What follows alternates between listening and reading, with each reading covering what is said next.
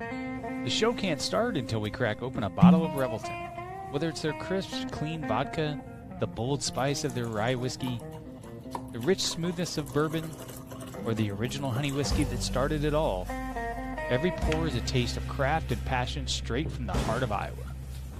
So pour yourself a drink, settle in, and get ready to relax, laugh, and enjoy the show.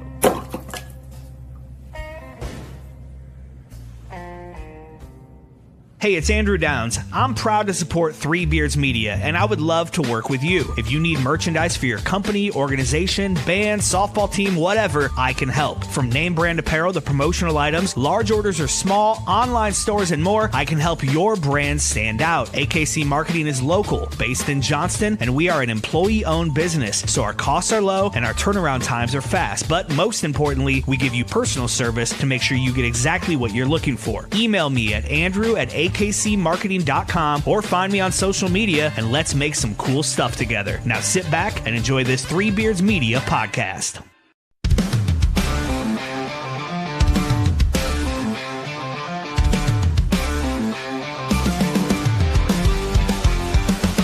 From the top rope, kid and kill the roar so loud. Black and gold waving, we're a fearless crowd. Under them lights, the fight burns bright. Greatest team assembled, ready for the fight. We stand tall, we stand true. Every game, every play, got the Hawkeye view. Legends rise, and we all knew that the black and gold's coming straight for you. From a Hawkeye view, see the whole state rise. With a heart so strong and fire in our eyes. On the field, on the court, in the stands, we shine. The best in the game, and the state is mine. Cover Hawkeyes, walking, watch them break that glass. Dropping dimes, hitting threes, never second guess. Full court hustle, hear the sneaker slide. With the fight in our veins, we red at pride. We stand tall, we stand true. Every game, every play, got the Hawkeye view. Legends rise, and we all knew that the black and gold's coming straight for you. From a Hawkeye view, see the whole state rise. With a heart. All right, we're back again, and we said you're going to get a lot of us this week, potentially. You got some Sunday night Hawks Eye View, now you got some Wednesday night Hawks Eye View. We're cranking it up while March Madness heats up here for the Iowa Hawkeyes. Obviously, we're coming off of that big win over the Florida Gators, taking out the 1 seed. Still feels surreal in some regards to me, AJ. Crazy. I still woke up the next day and was talking to Bethany about it too, and she asked, "Wait, is it still Sunday?" Like I woke up on Monday feeling like it was still Sunday, and that's a very interesting place to be. You saw it. I've been tweeting about it. I feel like nonstop or talking about it nonstop, but Chris Shipley helped make some nice, awesome Sweet 16 shirts. So if you go to the Hawks Eye View on Twitter or Three Beards Media on like Facebook and look for the Iowa Sweet 16 shirts, it's everyone got all sensitive over there, and it has the gold tie perfectly placed on the word sensitive. It is perfect. Love it. There's different styles, and I think Chris just let us know that merch store that you can buy that at on that link has 20% off. So go get it. I mean, you won't, obviously, if you order it right now, you probably won't get it in time for tomorrow night, but go get it anyways, because it's just an awesome shirt. Yeah, it's sweet. It's cool. So, and no, if you're thinking he's hawking all these shirts because he wants money, I'm not making a dime off these shirts, people. Yeah. I'm not going to see a dime off of any of these shirts.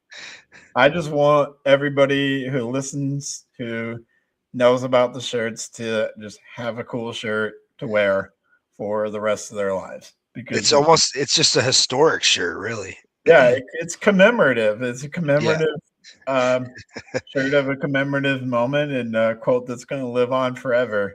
Yeah. In the minds of Iowa men's basketball fans. You could customize them. I know that, but you could put like Sweet 16 on one side. You can't put a Hawkeye on it. We already asked about that, but like Sweet 16 on it or something like that on like a sleeve or something or on the back. Like that'd be kind of cool. Add on. Yeah. But I know you can do that, but yeah, pretty sweet. Yeah. So excited. Unfortunately, we aren't official and don't have a license with the Iowa Athletics office, or we could put Hawkeye on it and sell it, and probably for considerably more and not get into trouble. But basically, we got to stay out of trouble with the compliance office with what we do. So, but yeah, go get it. Yeah, just to put a bow on that, Florida fans, stop. Like, the game's been over for days. They're still talking about it. They're still mad about it. I sat on Twitter probably, I don't know, 2 hours. I probably didn't get to bed till, I mean, we had a little, 30-minute, 45-minute little podcast after the game, till about 10:15. I didn't go to bed until at least midnight. I was just surfing the internet. Oh, Twitter or X, sorry, is just, it's full of just Florida fans mad, Hawkeye fans going at him in the comments. Oh, it was great. It was beautiful. It was fun to watch, and man, I mean, I haven't felt that way probably since the Tate Hail Mary. Yeah. Like I was thinking, like, I don't even know, because it's all been so negative. Whether that's the Big Ten championship against Michigan, it's like, oh, we're so close, we're right there. I don't know. I mean, it's just too many negative memories for me. And this has been such a good, 3.5 months here. We beat the hell out of Vanderbilt in football. Beat Diego Pavia and turn him into a smaller than quarterback than he is. And I don't know. It's been a good year to be a Hawk fan. Yeah. And the year's not done. So, maybe there's still good times, good memories up ahead. Yeah, you're going back a little bit more. I'm maybe all that stuff was pre-social media. I'm going to go back to something where we had social media, 2017 Ohio State or 2016 Michigan football. Yeah. I mean, this is kind of up there with those kinds of memories for me. True. Good point. It is more probably closer to the Tate to Holloway, which is probably near the top of my lifetime. Yeah. I'm obviously going to be leaning towards things that are more recent. Like, I know that we have people that listen, and there's Hawk fans out there that will probably go back to 1985 football, Chuck Long, number 1 versus number 2, that kind of thing. Mm-hmm. Or go back to 1980 Iowa, who made the Final Four, 1987, who made the Elite Eight with Marble and Gamble and those guys. But that's all before I was born. So, no. Sound Off put out something that I responded to where I'm getting a lot of hate for it, but that's fine. I said that this is that year 1 Ben McCollum Sweet 16 run is better than the year 1 TJ Otzelberger Sweet 16 run. And it is. I don't care that Iowa State was 2-22. That makes zero difference. Yeah. To me in the consideration. I only look at who did you play in the NCAA tournament and what were the circumstances surrounding that. Iowa State, first year under Otzelberger, played a team without a coach and a team that lost their best player for an entire half. Okay. Who did they play? They played LSU when Will Wade got fired for all the stuff down there. Yeah. They played Wisconsin, and Chucky Hepburn went down in the first half. He was their point guard. Yeah. And so basically Wisconsin played the rest of the game without a point guard. Well, yeah, I mean, it's hard. It's how do you argue that? I mean, I guess they're looking at the past season and where they were, and Iowa was still kind of established, but that's Ben brought in a whole new group. He wasn't established either. He was a Yeah. mid-major coach. He coached at Northwest Missouri State. Like he brought these guys from there, right? And then From Drake you too. look, yeah, well, from Drake too. But you look at who we fought or faced, and we took on Florida, the defending champs. I mean, they're one seed. Yeah. I don't That think that's alone. really a question. Yeah, that's not really a question. But Yeah. I love that you're getting heat in a chat or in the On comment X. chain. Yeah. Okay. Love it. Just stirring the pot, Barber. Stirring the Stirring pot. the pot. Yeah. And TJ Otzelberger's never beat a 1 seed, by the way. So let that sink in. I heard he's going to North Carolina, not to be Iowa State. It's not an Iowa State podcast, but I don't know. I saw his interview, today. Yeah, presser, and he was like, "Nope, not going anywhere, not going anywhere." I'm like, till that 20 million shows knocking at your door.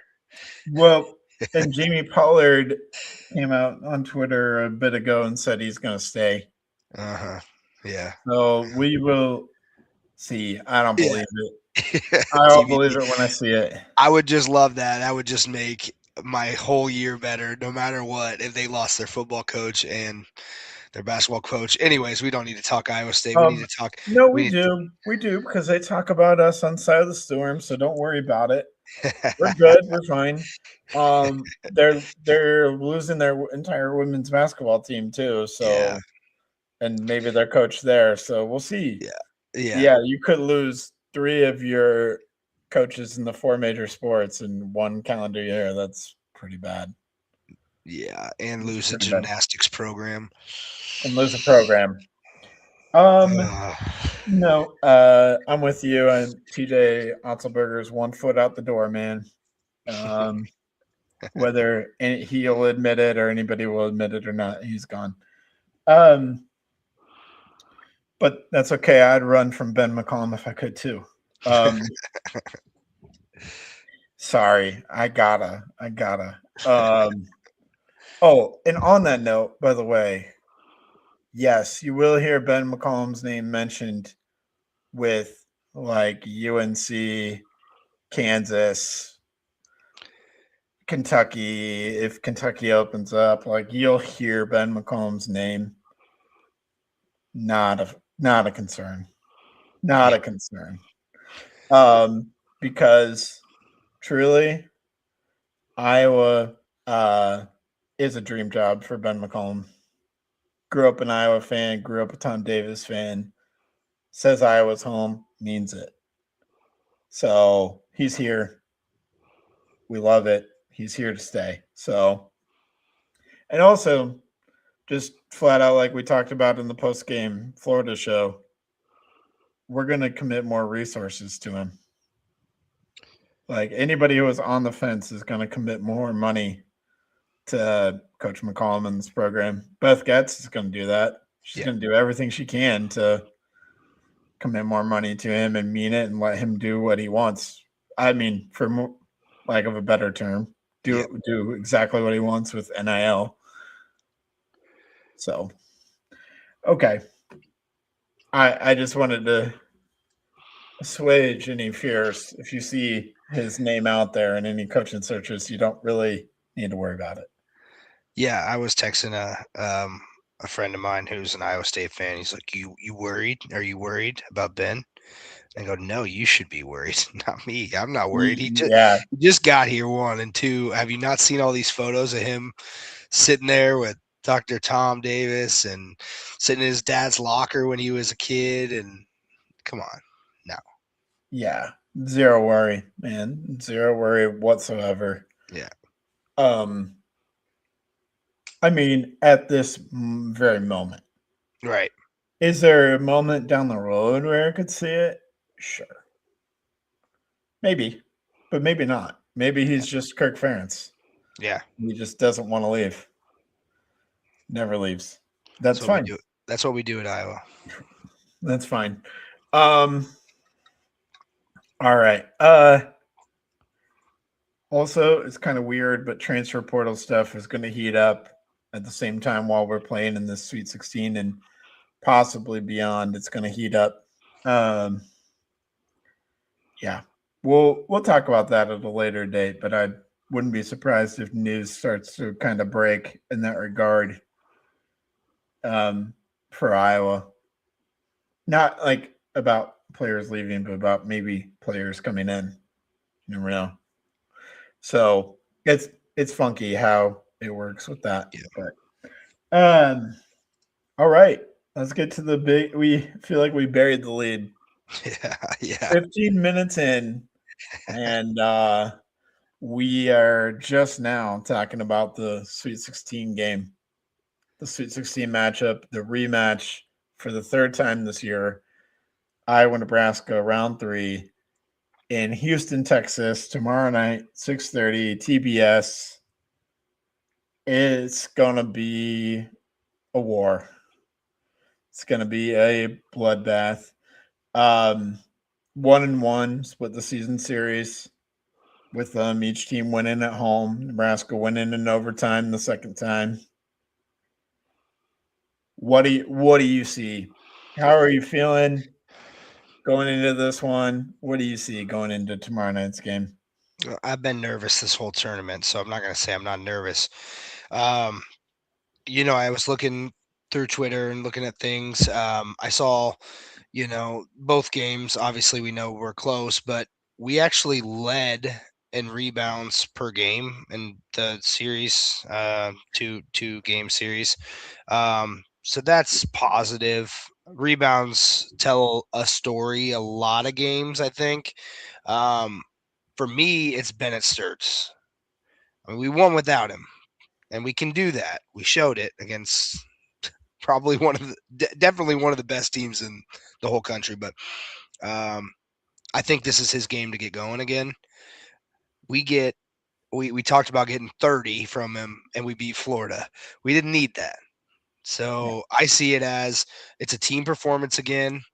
Fulgaris had a great game. Banks obviously blew the roof off the place.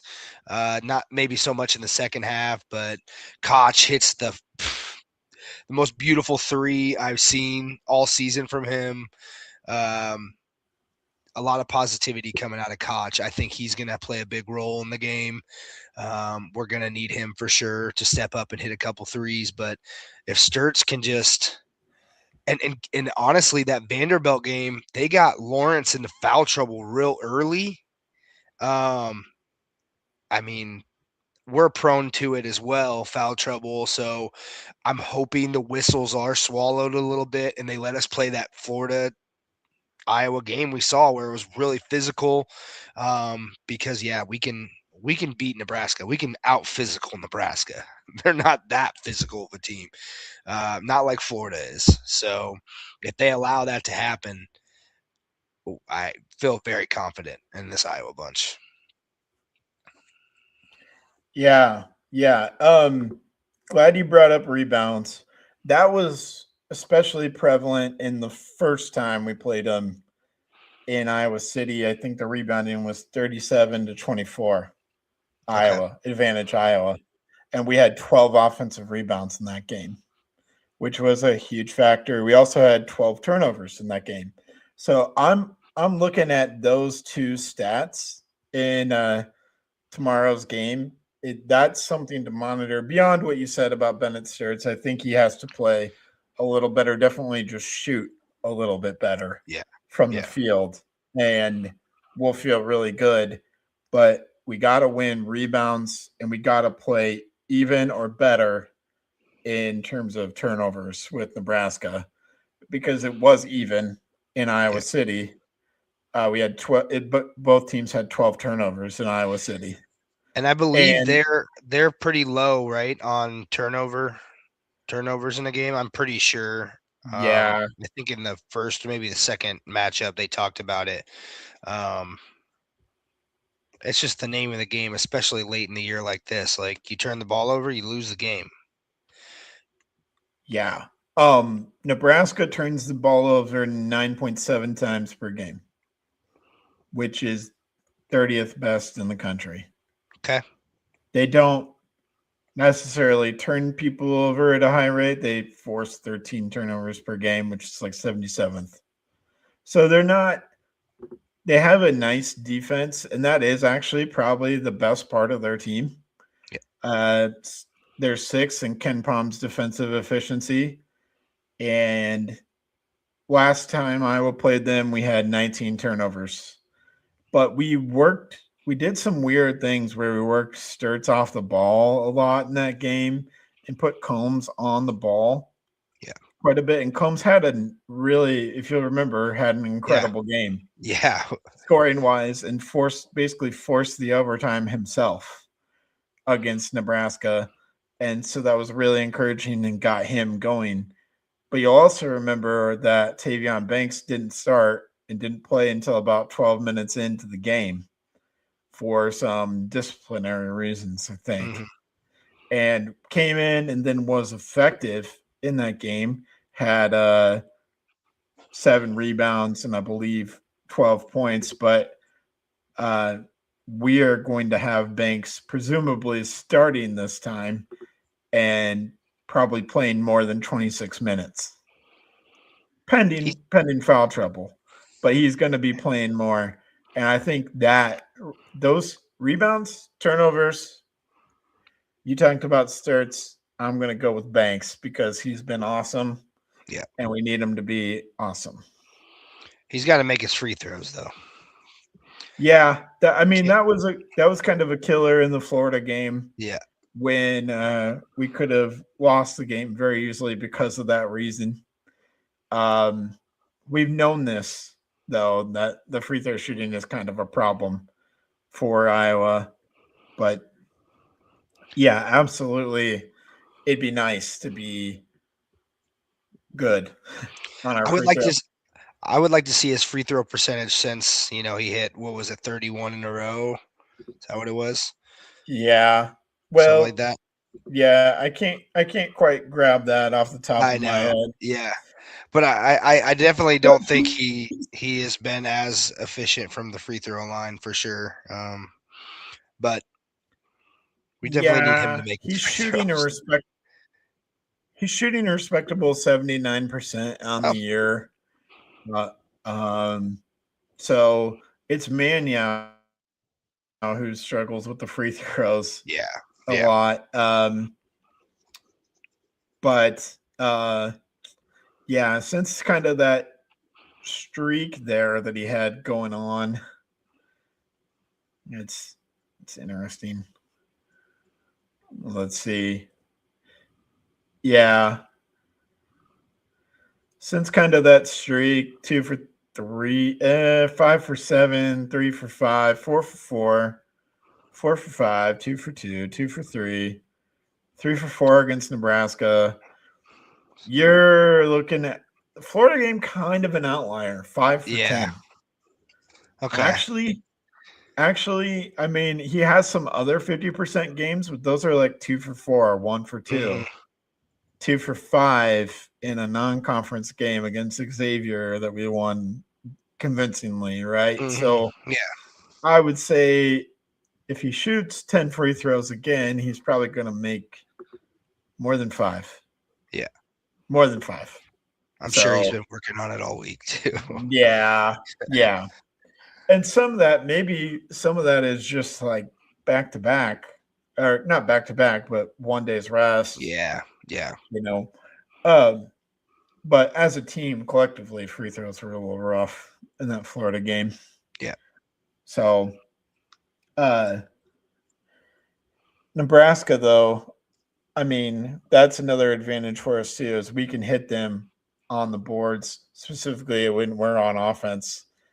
We can hit them because they don't play a lot of bigs. Yeah.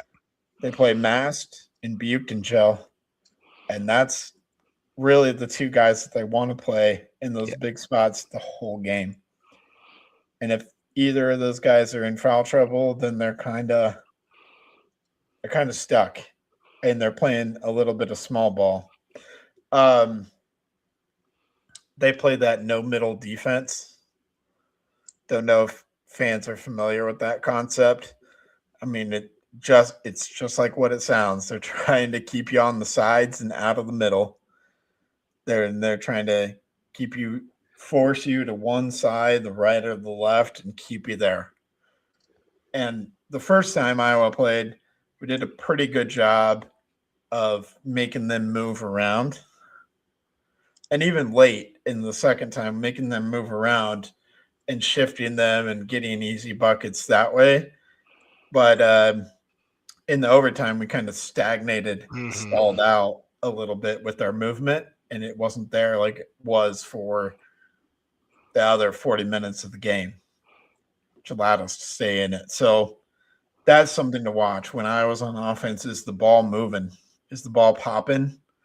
Like, you need the ball kind of popping side to side and not just getting stuck in one location. So, yeah, I think they're going to get on a run. Like, one of these teams are going to go on a run. We just have to remember that it's a long game. I get a little worried about them going on a little bit of a run early on because we tend to do that. I think about the Ohio State game, but then we came back and dominated them when we played them at home. It was at home. I just get a little worried about that because they can kind of put it on. And if Sanford's hot, we just need to make him uncomfortable, very uncomfortable.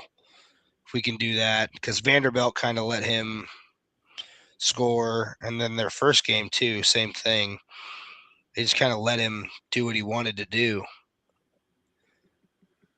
We just can't allow that. yeah. And we did an awesome job with that the first time, specifically Sturts. Yeah. And I think we could obviously see a pretty similar game plan this time. That second time, I mean, I don't really think that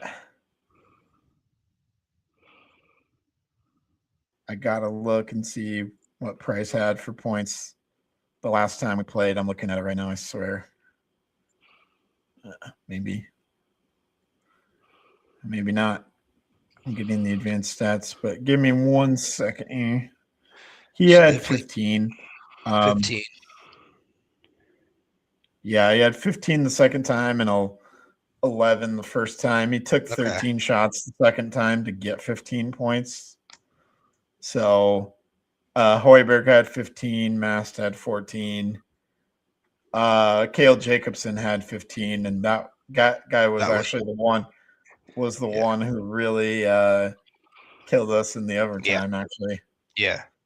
And I mean, they have a lot of guys, right? Like Frager, Jacobson, and they don't want to go beyond that. That's kind of their two guys off the bench, and they don't really go beyond that. So, like, it's Lawrence, Hoiberg, Sanford, Mass, Buchanan, Gel, Jacobson, Frager. And Frager's the guy who was kind of the hero against Vanderbilt for Nebraska. So he's someone to be aware of. And that's their thing on offense too, is they really space you out and they want to shoot quite a few threes and almost live and die by that. Almost. Like if they're not particularly hot from three, they're going to have a tough night offensively. And more often than not, going to lose. Yeah. And that's the type of teams, one, that either get knocked out early or make deep runs, I feel like.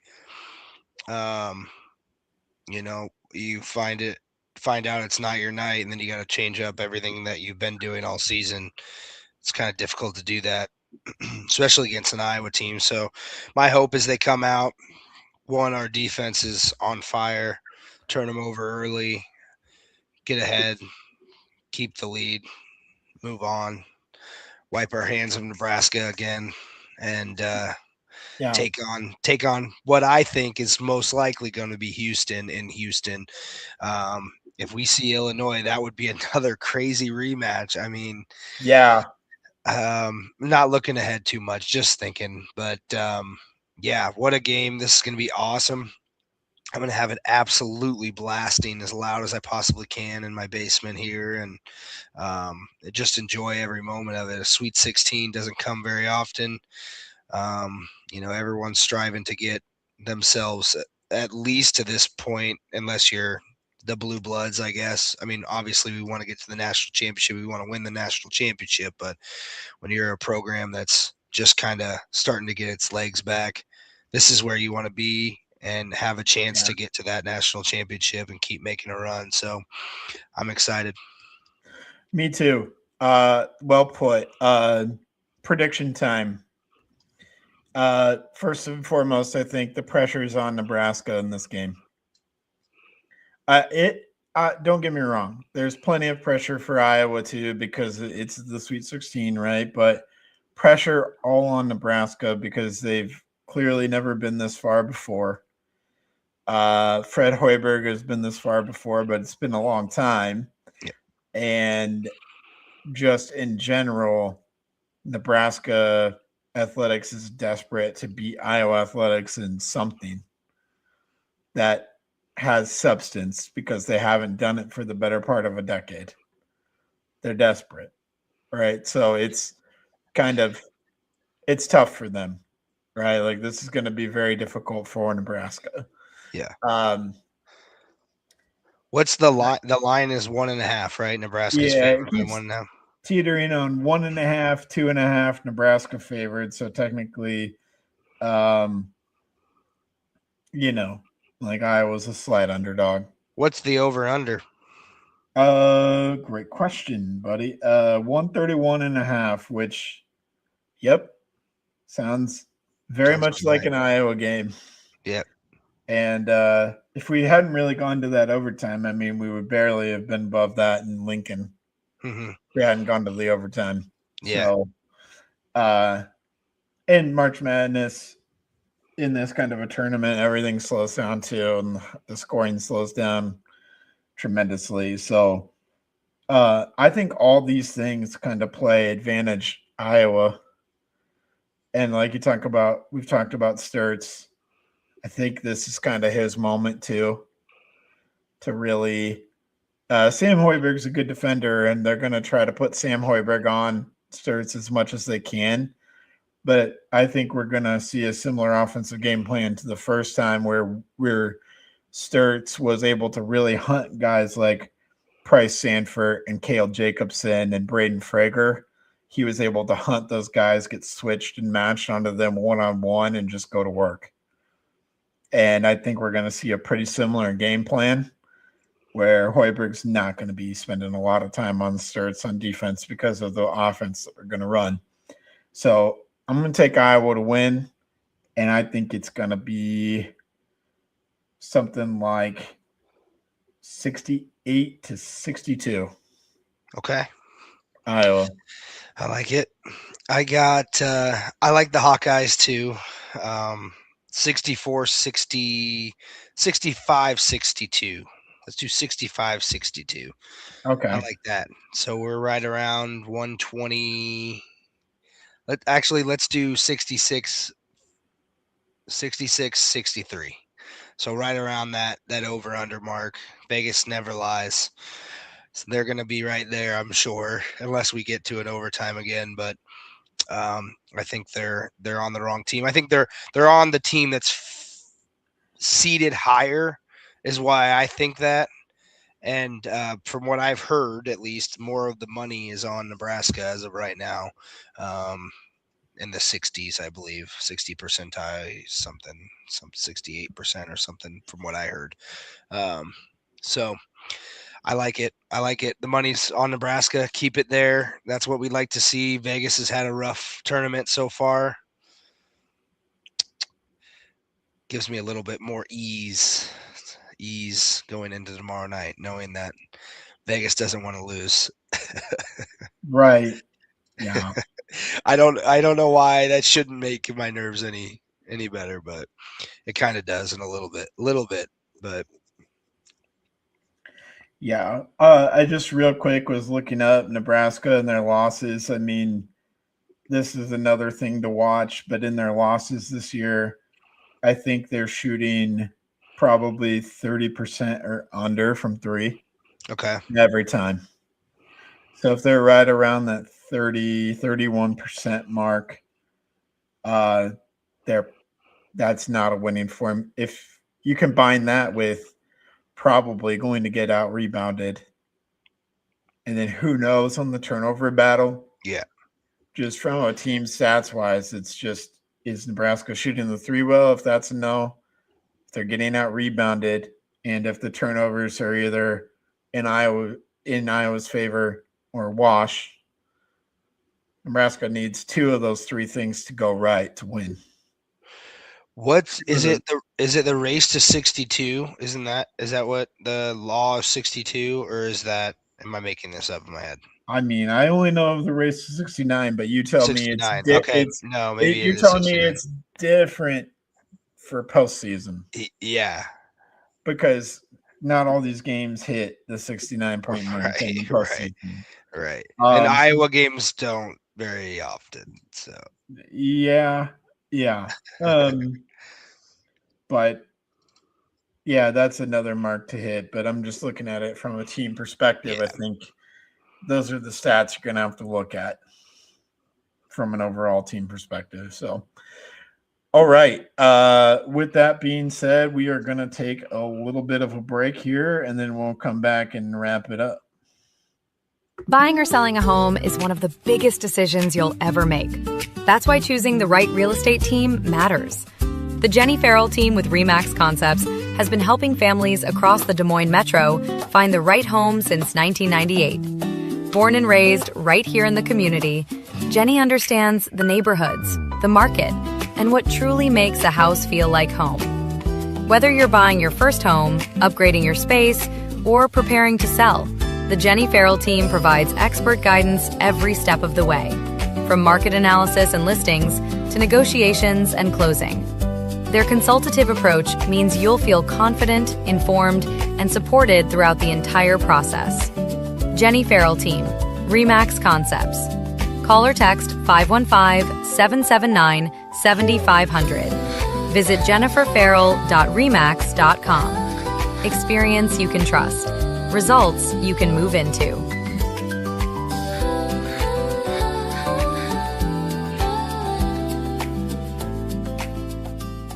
Right here in Iowa, we don't mess around when it comes to food. Creasman Foods is raising the bar on frozen pizza. Bold sauce, loaded toppings, and crust that actually holds up when you grab that second slice. This isn't just another box in the freezer aisle. This is Iowa-made pizza, built on real food service experience and brought straight to your local grocery store. You can find Creasman Foods at Hy-Vee, Fairway, and other local retailers across the state. And if you don't see it, ask for it by name.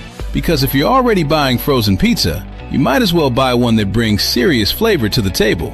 Creasman Foods, Iowa-made. Big flavor, no shortcuts. In the heart of Des Moines, one name has stood above the rest: Iowa Beef Steakhouse. Step inside, and you enter a place where tradition still matters, where the atmosphere feels familiar, warm, and unmistakably Iowa.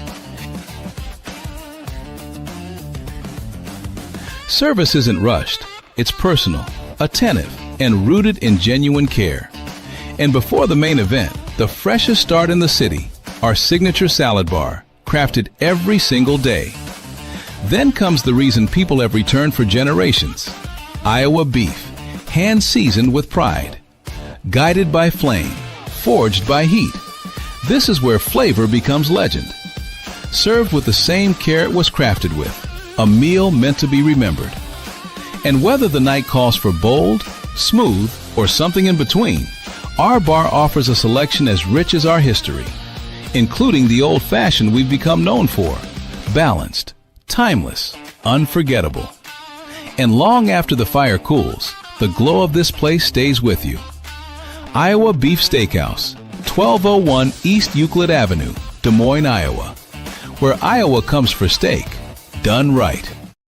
Whether you're buying, selling, or refinancing your home, or if it's simply time to renovate the one you're already living in, you need an experienced mortgage professional to help you analyze your financing options and to make sure the closing goes smoothly. And that's exactly what you get when you call Kyle Lehman at Wintrust Mortgage. Kyle's experience and expertise, coupled with Wintrust's rates and programs, ensures you'll get the mortgage that's right for you. You may even qualify for down payment assistance.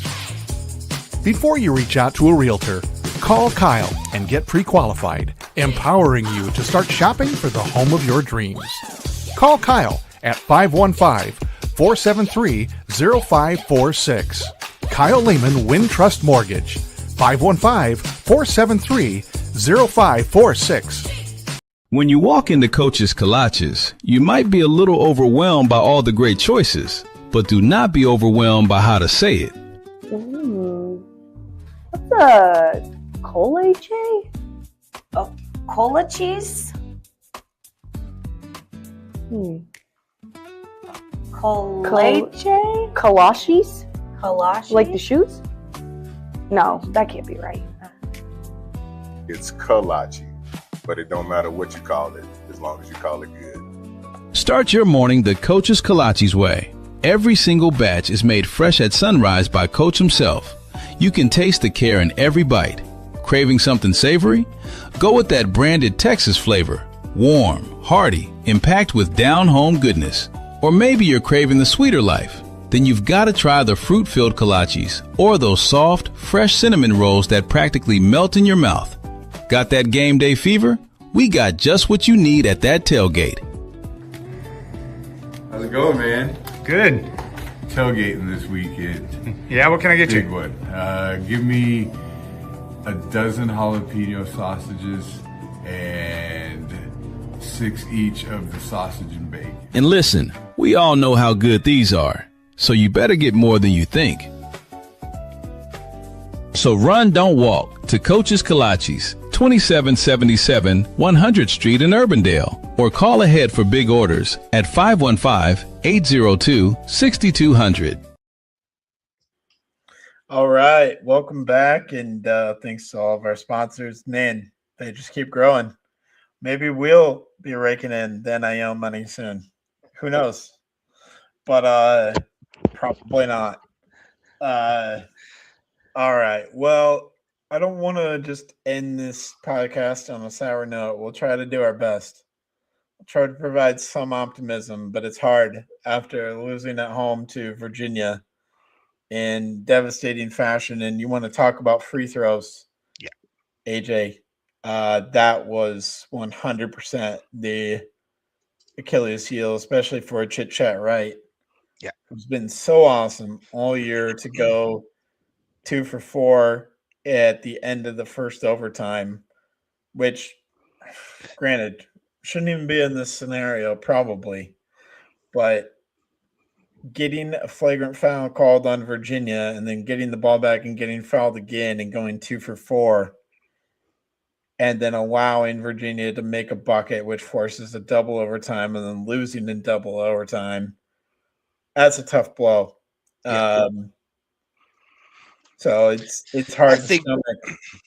No, I was going to say, I think the end of regulation, Chit Chat threw up a 3 at the end of I believe it was the first, or just regular. Regular regulation. time. Yeah. And I think you have to pass that down to Hayden. I think Hayden said something to her too, right? I think there's a couple players that said something to her, like, just get the ball down low. I mean, to me, she wasn't utilized enough late in the game and then into overtime.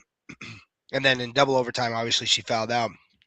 And then at that point, you start to worry completely about all the rest of the game there. And that's when it went downhill. But yeah, that there was multiple opportunities. That one at the end of regulation, and then at the end of the first overtime, I thought, oh shit, we're gonna get 2 Iowa game winners. Like, that was my thought. Yeah. Like, oh, this is a perfect weekend for Iowa basketball. But yeah, just I heard something this morning on KXNO, and they said Chit Chat took 22 shots. Now, I didn't confirm that, but I am right now. She went 8 for 22. that's not really her game. That has to be the season high. Hands down. I guess I can look back, but I mean that's way too many shots for her. Hayden took 22. That's a little different. She went 11 for 22 down low, but I mean Stolke gave her all, and you saw it out of her. I mean, what a performance, really. 19 rebounds. She was dominant. It was just really tough to watch. A game that, 1 more 3, Feuerbach, 1 for 7. She just had a really, really bad performance, I think. Addie Deal, she had playing time at the end of the game. I mean, she went 0 for 3, but Stredmola 1 for 10 from 3. Yeah, 1 for 10. Yeah, just shooting the ball from 3. I mean, that kills you. Yeah, tough game to watch because it was like, oh, they had it. I mean, they did, and they are the better team. I think that wasn't really a question. With all the fans, all the support, difficult game to watch, really. Yeah, and not to harp on this too much, but women's basketball officiating just continues to be the worst officiating at any level of any sport. 100%. It doesn't matter the level of women's basketball we're talking about. It's bad. It sucks from top to bottom. The reviews were mind-boggling. Yeah, it's just maybe not a lot of qualified people want to do that job or something. I'm not sure what the fix is either. It's just it contributes to a bad product sometimes. Yeah. So not saying that's the reason Iowa lost. I think you can turn on a women's basketball game, basically any women's basketball game, and come away with that as a takeaway. Yeah. For me, it was the reviews. It just stopped all momentum either team had in multiple situations. Those reviews were crazy. Yeah. And I guess maybe there's a difference between men's and women's, which in regards to the review of the unconfirmed, I believe is what they called those flagrants. They didn't call them flagrants. They called them unconfirmed fouls, I believe is what they call them. Both of them, to me, I didn't see anything malicious or any intent behind them, really. But I mean, you called them on both sides, so I was at least happy they called it back, on Virginia, on the elbow to Stolke's neck. But then again, I think that might have been a little bit of an acting job, a little bit, and it worked. But yeah, you got to hit those free throws late. I think Chit Chat just ran out of gas a little bit, had some opportunities. I mean, you can circle a number of things here in this game. As you watched it, you kind of go, oh, God, okay, well. Or if you just shoot anywhere close to your season average from 3, you win pretty easily, pretty comfortably. Yeah. We took 21 more shots than Virginia did and lost the game. Yeah, see, we're winning the possessions, we're winning the right things, and just sometimes the ball's not going through the hoop. Like, that's literally all it is. So the only silver lining that you can kind of take away is, like we've talked about before, a lot of young players on the squad that'll be back next year. Yeah. I mean, you lose Stolke and Feuerbach. That's it. Yeah. That's it for the most part. And it's transfer portal season in women's basketball. Like we talked about, Iowa State's entire team is gone. Maybe even Audie Crooks. Yeah. Sounds like she's on the fence too. Yeah. Yeah. Which would leave their roster basically empty. So yeah, it's interesting. It's interesting. You look at this team and they got experience now in the NCAA tournament. They played really well against top Big Ten opponents. other than UCLA, you could say. Yeah, I think this team is destined to be, good again next season. Obviously, we know that. What pieces do we need to fill? Obviously, Stolke.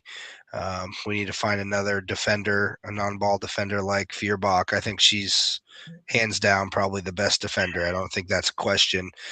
She struggled from shooting though, especially later in the year. So I think you got kind of your Stolke replacement maybe coming in with McKenna Vlitsko. I think you can probably plug and play her from day one. But if you don't want to do that, then yeah, you can go after the portal pretty hard. And there could be some Iowa women's basketball players who hit the portal, right? Yeah. That's just a reality. I won't speculate, but I think there's some names that'll happen there. And but I think you're going to bring back the core, right? You're going to bring back Chit Chat, Stremlo, Hayden, Houston, Hayes, Deal. That's probably the core that you're going to bring back with Let's Go added to that. And then you'll see kind of what you have to go after in the portal. But I think, and these types are rare, but you need a Lucy Olson type guard to go with Stremlo and Chit Chat on that perimeter. I would like a defensive guard, but I would much rather have an offensive guard like a Lucy Olson come to Iowa to pair with Chit Chat and Stremlo. Someone else who can create. I think that's what this team was actually missing, was just another creator in the guard spot. And if you can find that, then I think you're really in business. So that would be my wish list. And it wasn't like I said, it wasn't it wasn't a bad season. It doesn't end, and it's just it leaves a sour taste in your mouth, but the women outperformed what most people thought. They got the 2 seed in the Big Ten, finished second. You get your 2 home court, or your home court there in the NCAA tournament. You just didn't pull that off, but you look at the team and you go, overall it was a great season. Just kind of tough ending to the season, because this team should have at least made it to the Sweet 16. But you look at it and you go, no, all these wins you start to circle. You beat Michigan twice. You beat Ohio State. You played Minnesota tough, who ended up being pretty solid squad there, Minnesota, this year. So, yeah, you chalk it up as a win of a season. Tough to see Hannah go out like that. She's beloved Hawkeye, so it's tough to see that. But yeah. I'm with you. Maybe we didn't go as far as we wanted in the NCAA tournament, but it's hard to call it a failure. It's just a tough ending. Yeah. Yeah. And I think there's some fair criticism of Jan Jensen, and she would probably tell you that herself, of maybe some things schematically or things that she could have done different too.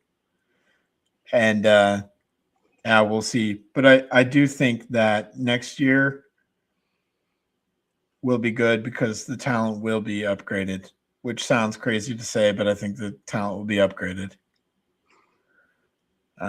Because we do commit plenty of resources to women's basketball. Also, I was really trying to stir the pot after it too, because I said Iowa's a men's basketball school now. I was really trying to steer the pot No. on X, but that's me, just trying to drum things up, just trying to get things going. But yeah, we make one Sweet 16 and we're a men's basketball school now. But maybe, I mean, with Ben McCollum at the helm, you never know. We could become a powerhouse. We need to sell some games out first before I can make that commitment. Guess what? I don't think that's going to be a problem next season. I don't think so either. I don't think so. Not going to be a problem. I think Carver's. We talked about how we need Carver rocking at times this year, and we got it, and maybe at that Michigan game. Yeah, but I think now it's if you're not all in now, I don't know when you're ever going to be all in. 100%. So you'll just never be all in on men's basketball if you aren't right now. Yeah. And that could grow. So not to get too far ahead of ourselves, but yeah, I'm with you. Houston, potential, probably the opponent that we're going to play. But either one, I love it. Again, we got to win first on Thursday night. I don't want to put the cart before the horse, but if we win there, as crazy it sounds, I like our chances in either of those scenarios. Kind of.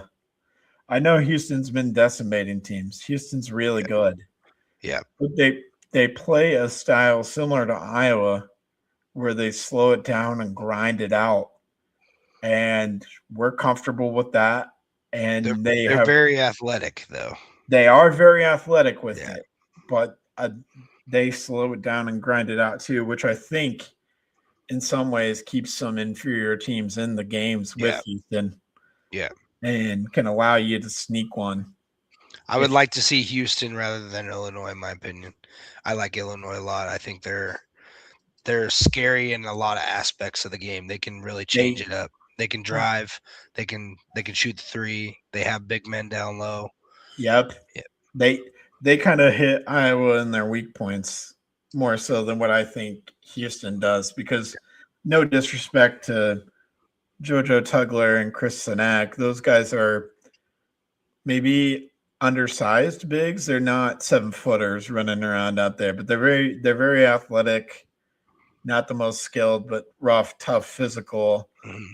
But we can match kind of with that more so than the Illinois skilled finesse, shoot the three bigs that Illinois throws out there. I think that's a bad matchup for us. Yeah. No, I agree. But it's almost not a bad matchup because, again, we played them before. We kind of know what they got. Yeah. So either way, it's feeling. I mean, you're feeling good because you made it this far, but yeah, you make it to Saturday, man, you're feeling great. You're feeling great.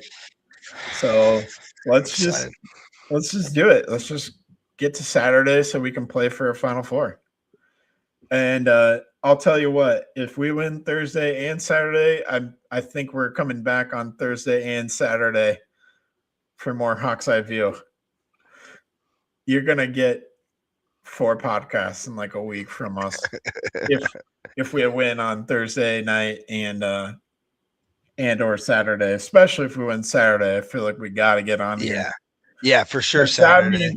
That means going to the Final Four. Yeah. So I don't want to dream too big, but that's what's on the line. Where's the Final Four at? I'm just Indy. Is it Indy? Oh, Indy. Interesting. Okay, interesting. Yeah. Yeah, man. Also, beating Houston would be fun from the aspect, I think I've said this before, of eliminating another team that was in the title game last year and also doing it to a team that's in their home state, in their home city. Yeah. Right. Just like Florida was when they were in Tampa. Right in their home state. So if we play Houston in Houston, I mean, that arena is going to be, 95% Houston fans. Yeah.